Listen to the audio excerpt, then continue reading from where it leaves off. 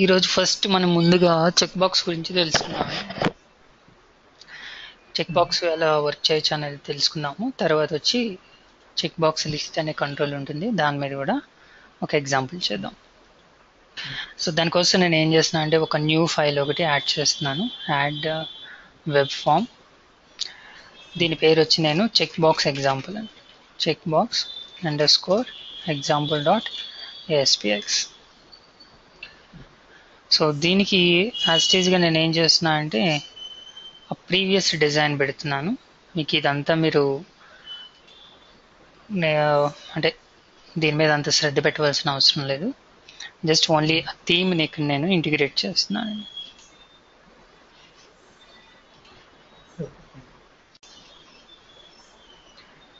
So డిజైన్కి వెళ్ళి script తీసుకుని నేను ఇక్కడ ప్లేస్ చేస్తున్నాను. సోర్స్లో జస్ట్ HTML వరకు కాపీ చేసి, సో అంటే ఇక్కడ నుంచి పేజ్ డైరెక్టర్ తప్ప మిగతాదంతా కూడా కాపీ చేస్తున్నాను.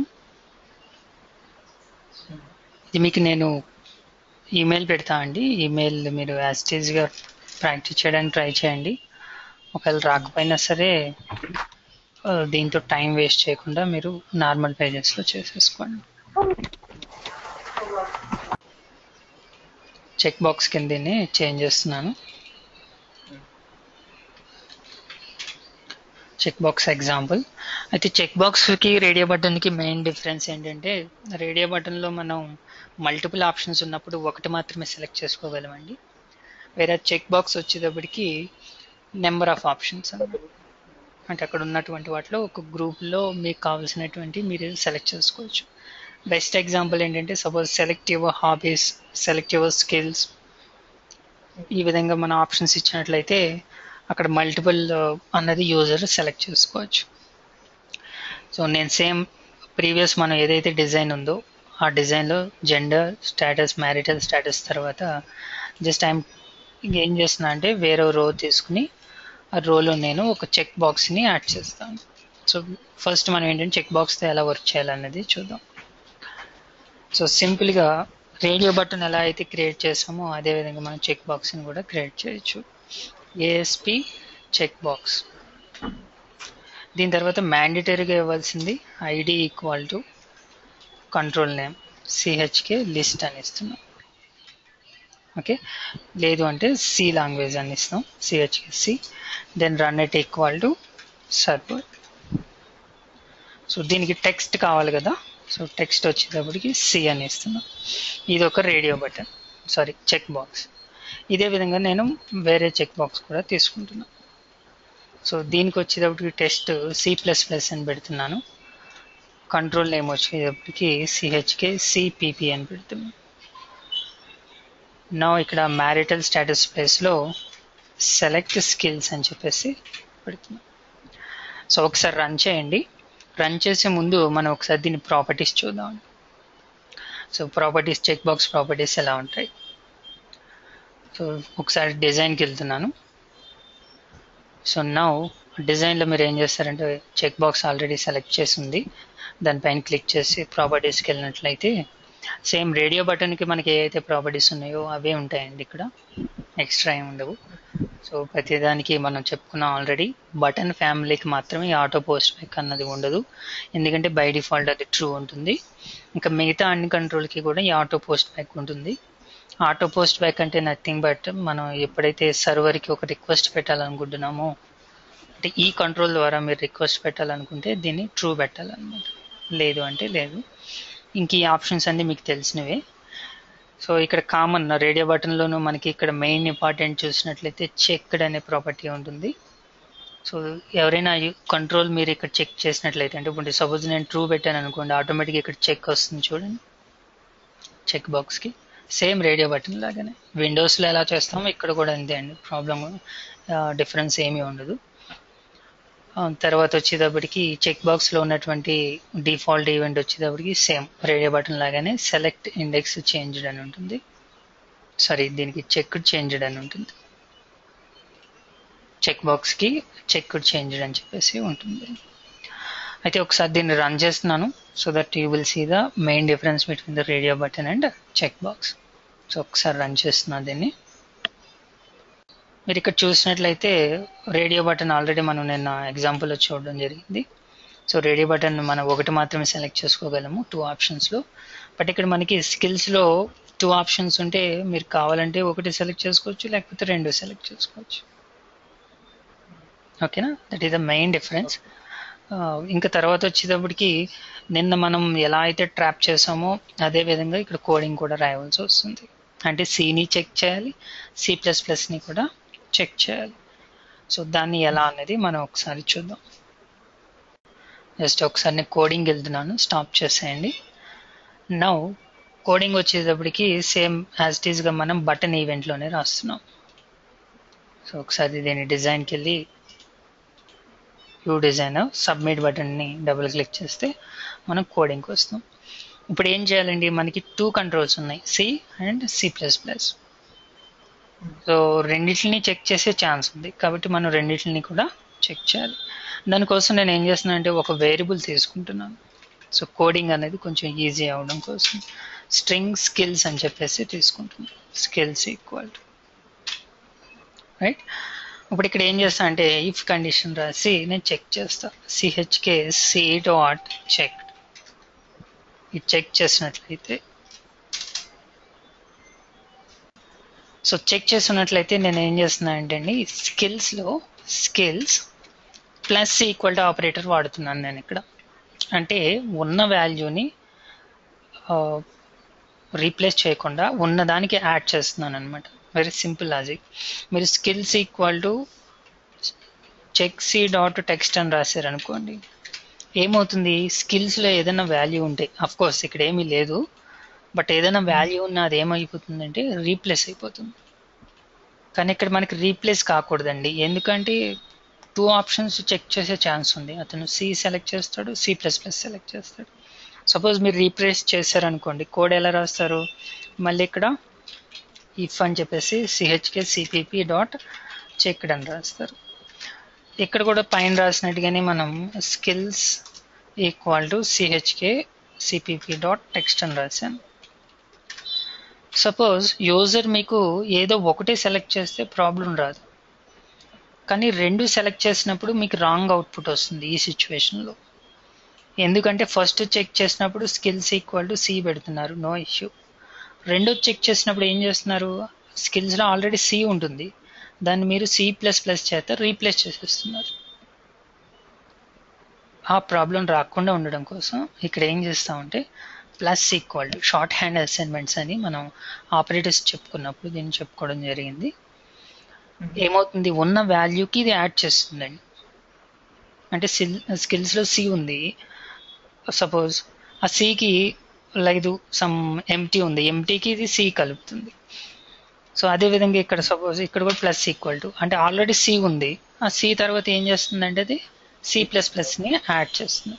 అయితే మనకి ఆ రెండింటి మధ్య డిఫరెన్స్ తెలియాలి కదా, అలా తెలియడం కోసం నేను ఏం చేస్తాను అంటే ఇక్కడ కామా పెడతా అండి.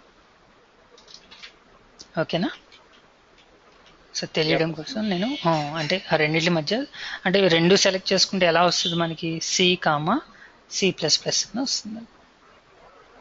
ఓకే, సో ఇక్కడ లేబుల్ అయినా తీసుకోవచ్చు మీరు, లేదా నేను మీకు నిన్న స్క్రిప్ట్ చెప్పాను కదండి, response.write, ఇక్కడ మీరు స్క్రిప్ట్ రాసేసుకోవచ్చు.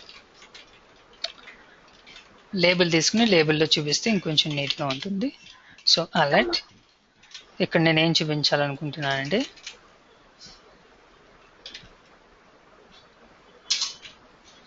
స్కిల్స్ ఆర్ ఎక్కడి నుంచి వస్తుందండి, మనకి స్కిల్స్ నుంచి వస్తుంది. సో దీని తర్వాత నేను స్క్రిప్ట్ని యాడ్ చేసేస్తాను. రైట్, ఒకసారి దీన్ని రన్ చేసి మనం అవుట్పుట్ చూద్దాం. చూడండి, ఇప్పుడు నేను ఏం చేస్తున్నా అండి C++ 2 సెలెక్ట్ చేస్తున్నా. సో సబ్మిట్ కొట్టగానే మనకి స్కిల్స్ ఆర్ అని చెప్పేసి ఒక మెసేజ్ బాక్స్లో చూపిస్తుంది. Skills are C, C++. అది మన స్పేస్ సెమికాలన్ ఇచ్చి కామా పెట్టిన స్పేస్ రావాలి, సికి కామా. అంటే యాక్చువల్గా మనం ఇంతకుముందు చేసిన ఎగ్జాంపుల్లో కామా తర్వాత స్పేస్ కూడా ఇచ్చాము, బట్ ఇక్కడ మనం ఓన్లీ కామా మాత్రం ఇచ్చాము చూడండి.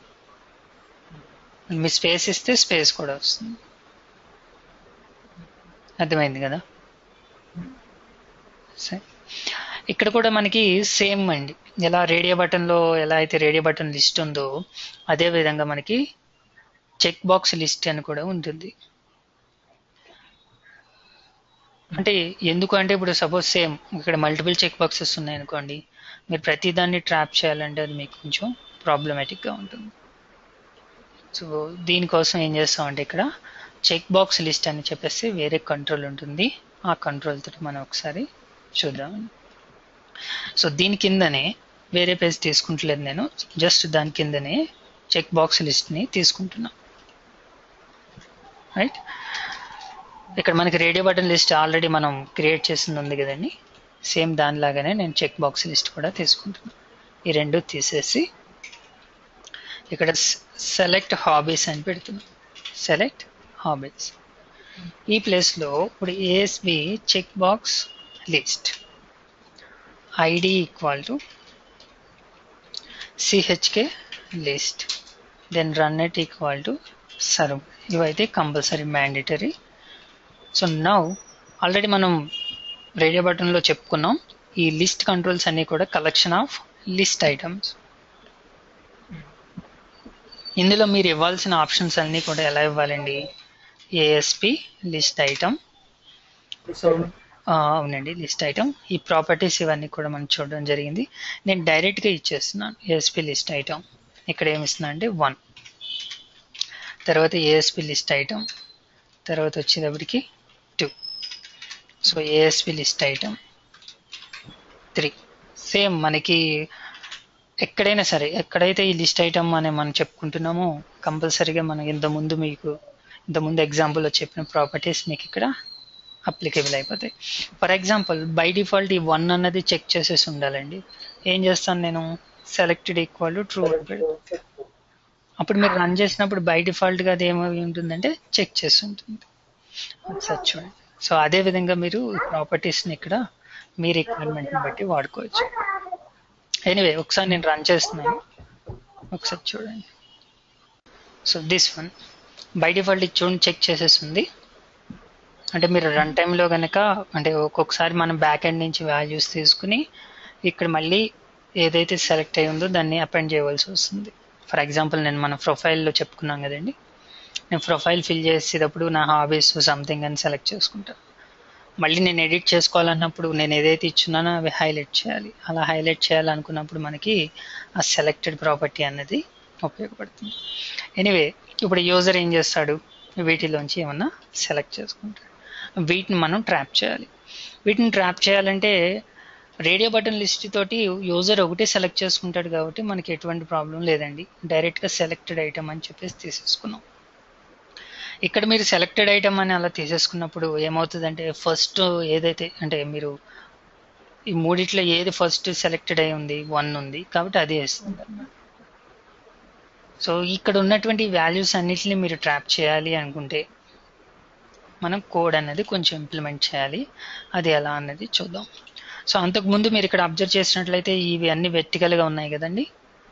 వీటిని వెర్టికల్గా ఉన్న వాటిని హారిజెంటల్గా ఎలా పెట్టుకోవాలి? నిన్న మనం రేడియో బటన్తో చూసాం కదా, సేమ్ ఆప్షన్స్ ఇక్కడ వస్తాయి. మీకు మల్టిపుల్ కాలమ్స్ కావాలనుకున్నా, హారిజెంటల్గా కావాలనుకున్నా మనకు అక్కడ ప్రాపర్టీ ఉంటుంది. ఆ ప్రాపర్టీ సెట్ చేసుకుంటే సరిపోతుంది. ఓకే, సో నౌ ఇక్కడ వీటిని ఎలా ట్రాప్ చేయాలనేది చూద్దాం. సో అంతకుముందు ఉన్నటువంటి ఆ ఇఫ్ కండిషన్ మీరు అలా ఉంచేసినా పర్వాలేదు, లేదా అంటే మీకు క్లారిటీ కోసం నేను ఏం చేస్తున్నా అంటే వాటిని కమెంట్ పెట్టేస్తున్నా. ఓకే, నౌ ఇప్పుడు యాక్చువల్గా మనం ఏం చెప్పుకున్నాం అండి? చెక్ బాక్స్ లిస్ట్ అనేది collection of list items. So ఈ కలెక్షన్ ఆఫ్ లిస్ట్ ఐటమ్స్ అన్నది మనం ఏం చేస్తామంటే ఫర్ ఈచ్ యూజ్ చేసి ఆ కలెక్షన్లో ఉన్నటువంటి లిస్ట్ ఐటమ్స్ని ఇటరేట్ చేస్తాం. అది ఎలా అన్నది చూడండి. ఫర్ ఈచ్ డేటా టైప్ మీకు తెలుసు ఏది లిస్ట్ ఐటమ్ అని. ఒకవేళ తెలియకపోయినా మీరు ఏం చేస్తారు? వేర్ అని తీసుకుంటారు. వేర్ ఐటమ్ అని తీసుకోవచ్చు. మనకి తెలుసు కాబట్టి మనం డైరెక్ట్గా లిస్ట్ ఐటమ్ అని తీసుకుంటాం. List item for each syntax అండి.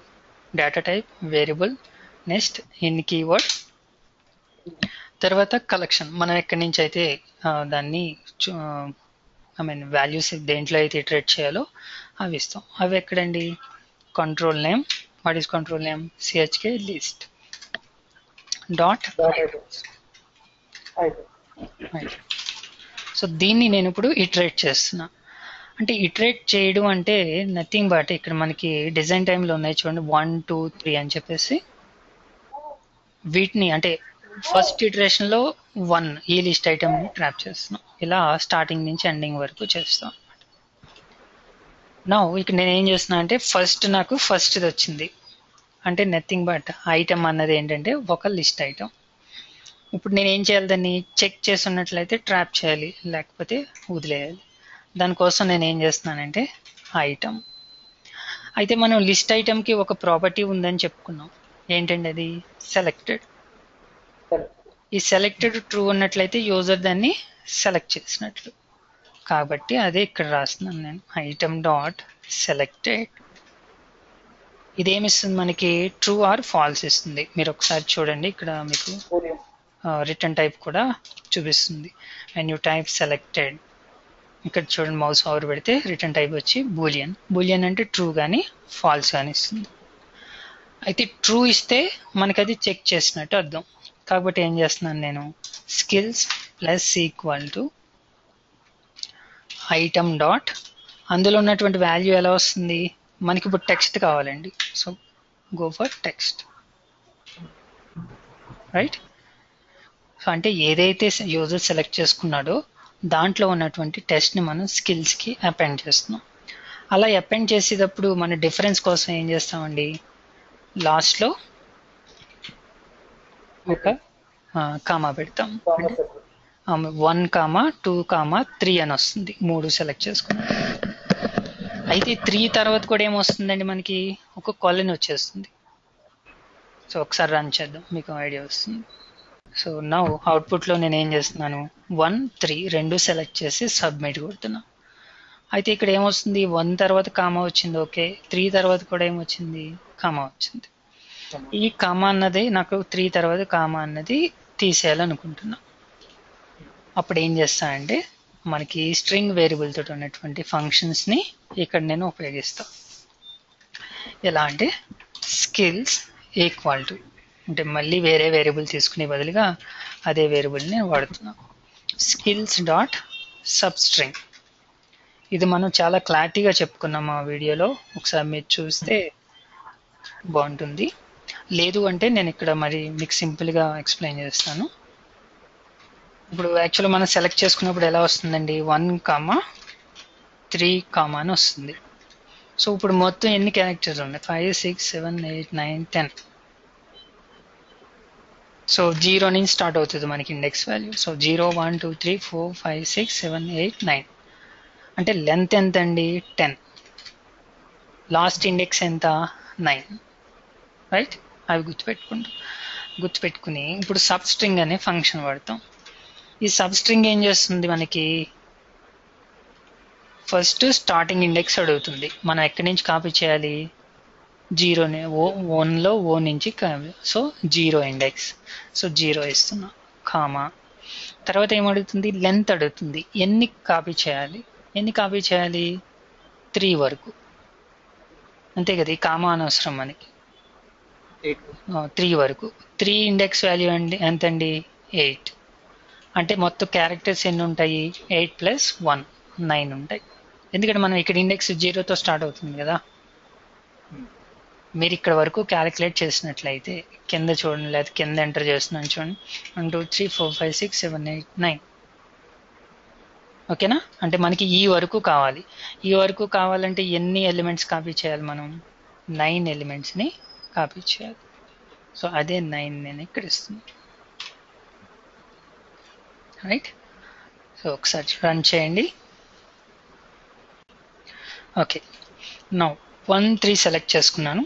Just click on submit. So మనం కామా సెపరేట్ చేసేసాం కాబట్టి 1 3 అని వస్తుంది. అయితే ఇక్కడ చూడండి, ఒక చిన్న ప్రాబ్లం ఉంటుంది. ఏంటంటే నేను పేజ్ని రిఫ్రెష్ చేస్తున్నాను, సో ఇనిషియల్ వాల్యూస్ వస్తాయి. ఈ 1 కూడా అన్చెక్ చేసేస్తున్నాను. నౌ మీరు సబ్మిట్ క్లిక్ చేసినప్పుడు ఏమవుతుంది, you will get an error. ఎందుకంటే ఆ సబ్ స్ట్రింగ్ దగ్గర మనకి ఎర్రర్ వస్తుంది. చూడండి ఇక్కడ ఎందుకు వస్తుందంటే మనకి స్ట్రింగ్లో ఏమీ లేదు, స్కిల్స్ అన్నది నల్ ఉంది. కానీ మళ్ళీ ఏం చేస్తున్నాం అండి, దాన్ని అందులో ఉన్న పార్ట్ తీసుకోవడానికి ట్రై చేస్తున్నాం. అంటే ఇక్కడ ఒక ఎర్రర్ వచ్చే ప్రాబ్లం. సో దీన్ని ఎలా రెక్టిఫై చేస్తామంటే skills dot length is greater than 0. అంటే స్కిల్స్లో ఏమన్నా వాల్యూస్ ఉంటేనే ఇచ్చేయి, అసలు వాల్యూస్ ఏమీ లేవు వదిలే, దాన్ని అసలు స్కిప్ చేసి అని చెప్తున్నాం. అలాగే ఈ 9 ప్లేస్లో మీరు లాజికల్గా థింక్ చేసినట్లయితే ఈ 9 అన్నది ఎలా వస్తుందంటే 10 - 1. సో అంటే ఇక్కడ నేను ఏం రాస్తానంటే స్కిల్స్ డాట్ లెంత్ -1 అని రాస్తాను.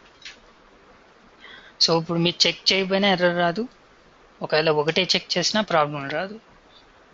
మీరు ఇక్కడ ఫిక్స్డ్గా 9 అని ఇచ్చేసారు అనుకోండి, ఏమవుతుంది, యూజర్ ఒకటే సెలెక్ట్ చేసుకున్నాడు అంటే ఓన్లీ 1 సెలెక్ట్ చేసుకున్నాడు, అప్పుడు నా 9 లెటర్స్ ఉండవు కదండి, అప్పుడు కూడా ఎర్రర్ వచ్చే ఛాన్స్ ఉంది. So this is the best way to handle. మీరు ఇలా కంప్లీట్ చేసినట్లయితే అసలు ఇంకా ఎర్రర్ అనేది రాదనమాట. సో ఈ విధంగా మనం చెక్ బాక్స్ లిస్ట్ తోటి వర్క్ చేయొచ్చండి.